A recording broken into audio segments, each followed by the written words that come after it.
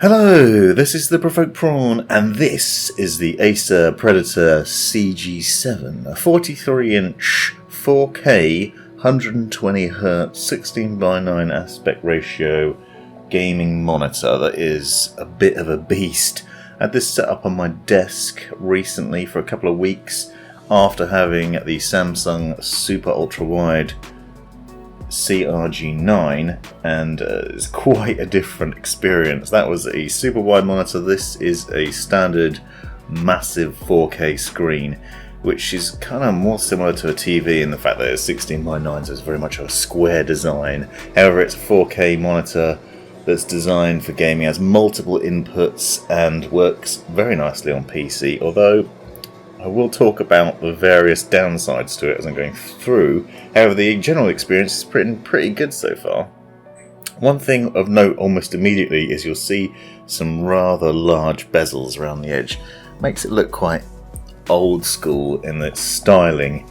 It looks like an older flat screen TV rather than a newer modern monitor, most of which have very slim bezels. It is also a bit of a beast, rather heavy to get out of the box, although it does come with a nice hefty stand that's already pre-attached, so it is relatively easy to set up. It's worth noting that this was a review unit that I've been sent to test out, and therefore if you see any imperfections like finger marks or random bits of polystyrene, that's why, because it's been through other people's hands already, and you should have seen the state of the box that it came in. But the screen itself is obviously pretty robust. It's quite chunky and reasonably well constructed. I feel like it's a very nice panel and well built. It does have speakers built into it that I'll show a bit later on that aren't that great but do work for basic viewing purposes. However, I do think you need separate speakers or maybe a gaming headset to get the best experience out of it. Now, as I said, this is a 4K screen. It's capable of 120 Hz, and it has a 1 millisecond response time. It's a VA panel. It also has LEDs in the box that I'll show you in a second that you can install on the rear, and then you get some nice glow to them. Unfortunately, one of the previous reviewers had either taken all the stickers or not put them back in the box, and therefore I couldn't actually install it. So these aren't magnetized, but they are pretty standard. You'll see the standard sort of LED strips that you're probably used to. If you've been watching my channel for a while, you'll have seen various kits, backlighting monitor kits that you can get. It's a similar setup.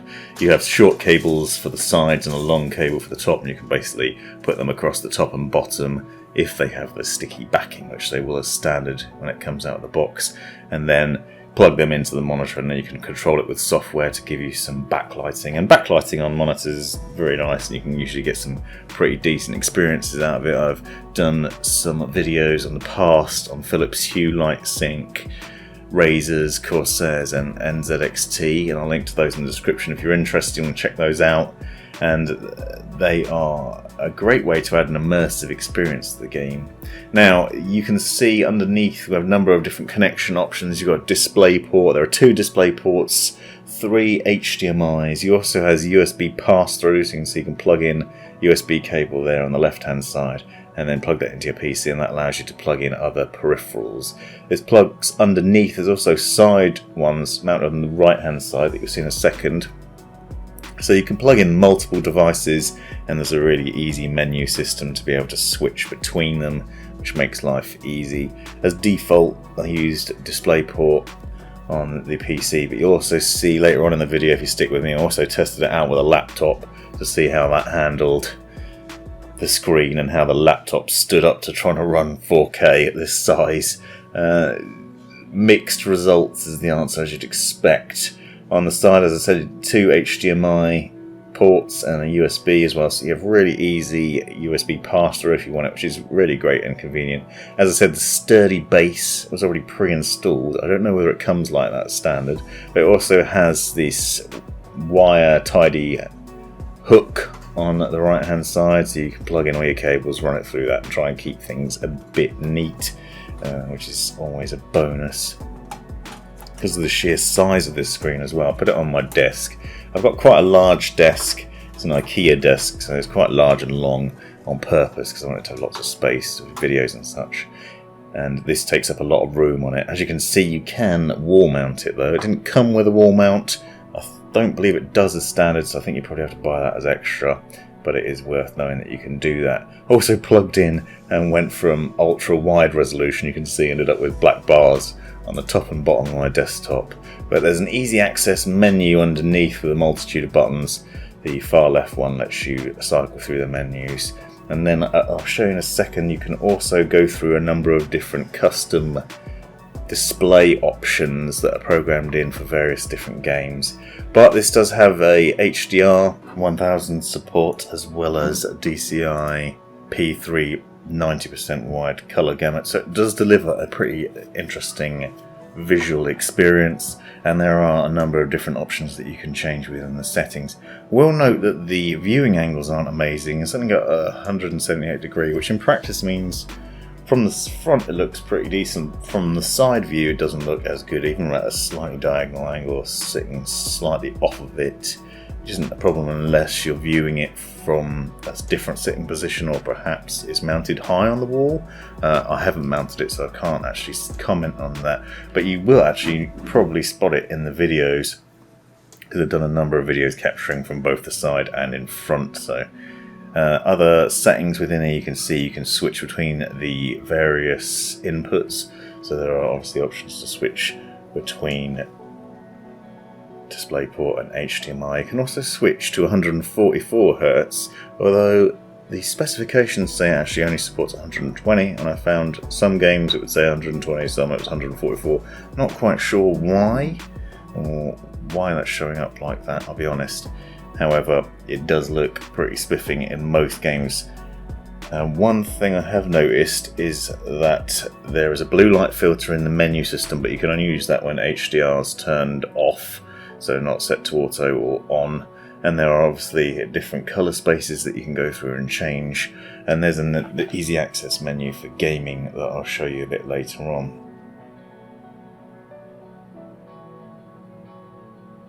Inside the menu also have access to a number of other things that you'd see as standard on most gaming monitors at the moment, including on-screen display for things like a virtual crosshair that you can see here, aim points, as well as a refresh rate number, so it'll let you know what the hertz is set to and what it's going through at the moment. Here you can see the various gaming modes in the menus. There's HDR as standard, but you can also switch to action, racing, sports, user predefined ones, ecos mode and other things. It is a bit of a hassle to switch the blue light on, which is what I really like. Obviously for gaming, having that HDR on and for films is a bonus, but having to turn it off to be able to turn the blue light filtering on is a pain. I like using the blue light filters during the day. Now, a bonus of this is obviously it works well for gaming, but it's also great if you're like me and you want to edit videos. This is actually the first time I've been able to watch the videos that I've captured in 4K. It's not something I can normally do because I don't have a 4K screen. I usually have a 1440p monitor, and I don't have any other screen that I could watch the videos on. So not only can I watch back what I've created, but I can also use this screen for editing, and it was great for editing. Massive 43-inch monitor, you get a lot of space to do things on. I prefer ultra wide, I'll be honest. I found that trying to work on this with it on my desk was a bit tough, just because of the sheer size of the thing. You end up looking up at the top of it. You can't get your eyes in the right level unless your chair happens to go very high to be able to see the screen properly, and I found I was getting neck ache out of it. However, the amount of space that you get, you can see, is wonderful. For gaming it also looks glorious. Red Dead looked really nice. However, I will note, as I said with the Samsung monitor that I did, the super ultra wide, that also had a high resolution. That wasn't 4K, but it was a very high resolution. Red Dead struggled with it on a reasonably high setting. As you can see here, it's got 120 Hz refresh rate, as I was saying, and I was probably getting somewhere between 30 and 50 FPS when playing on average, which I wasn't surprised by because it is quite a taxing game. It is quite beautiful when maxed out, but I do have a pretty beefy PC with a 2080 Ti in it, and you can see it's not hitting that 120 Hertz refresh rate by any means. Certainly not going to get enough FPS out of this. However, other games that I were playing that I didn't have a problem with still maxed out. My favourite game, Cuisine Royale, runs over 100 FPS, and I played a number of racing games that you've seen, including Gravel and Wreckfest and other things, to see how it stood up. Now, it looks glorious and crisp, and the HDR is wonderful. One of the problems I did note when switching between this and a laptop that I also happened to be testing is I found that there was it wasn't as smooth an experience. So the laptop, for reference, is a 15.6 inch 144 Hz display, so around the same but a lot smaller. Obviously getting a lot higher FPS on that because it's not as big a screen. But when I switched back from that to this, I noticed there was perhaps some visual lag. It wasn't as crisp, although this, is a much bigger monitor. The frame rate's obviously not going to be as high, but the visuals on it are stunning. It does look glorious, and I'm certainly going to miss it for gaming purposes. Out of the two that I've tested recently, I'd probably pick the Samsung Ultra Wide, because you get a lot more side-to-side view, and it's still great for working, so you can snap so many windows side to side. 4K screen like this obviously means you get a lot of space. If you are working during the day, you can snap various windows all over the place and have loads of space to work and just do whatever you're doing multitasking wise, so it's fantastic like that. It's a very well designed screen. As you can see the difference between the viewing angles here, though, it looks kind of washed out from the side, doesn't really do it that great a justice. It is much better in person, it's hard to do justice to it. It is very nice. It's certainly brilliant for gaming, very good for video editing, but you will need a beefy machine to run it because it is a big 4K screen, but it does have some very good specs. I'll leave all the specifications in the description, as well as a link to the official page so you can see what it's all about. It is over £1,000 though, and so it's not cheap, and you will need plenty of room on your desk. You'll need a nice big desk, and probably a deep one, to be honest, because I was probably sitting too close to it, but that's just my desk setup, so it'll be interesting to test out what that was going to be like compared to other monitors I'm testing. And you might be able to see some of it's not tearing as such, maybe a bit of lag in the visuals, although obviously this footage is captured at 24 frames a second, and the game isn't playing at that. That's not what the human eye would see, so any video capture isn't going to do it justice.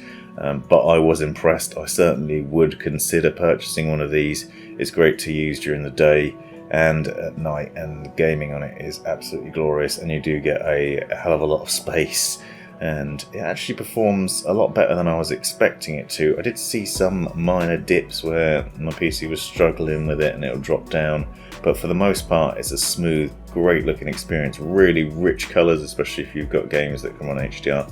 By the way, this is my son driving, not me, so see the terrible driving. That's what happens when you let a little boy loose on it. But you can see the difference in the games. It just performs really well.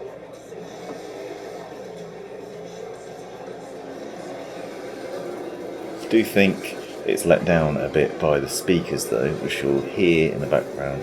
They are fairly decent. They're probably reasonable. Most monitor speakers are kind of rubbish.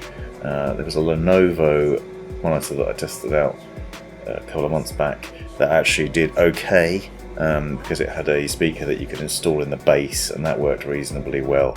However, these ones are built in, and I found that although it was quite loud and you could reasonably listen to it, it also kind of vibrated the monitor a bit, and therefore ended up sounding a bit tinny, and sometimes it just overpowered itself, and it wasn't great. Here you can see, as I was saying, plugging in the MSI laptop that I was testing, and I'll be reviewing that soon.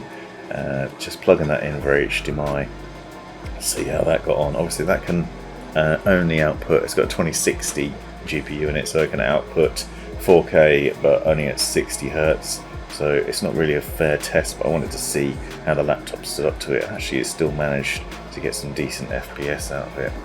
Hope you found this video useful. Let me know in the comments if you have any questions. This has been the Provoked Prawn. Hope you found this video useful, interesting or hilarious. Be sure to subscribe and check out these other videos, as well as taking a look in the description for links and other information you might find useful. Let me know in the comments if you have any questions or anything you'd like to see extra about this, and have a great life.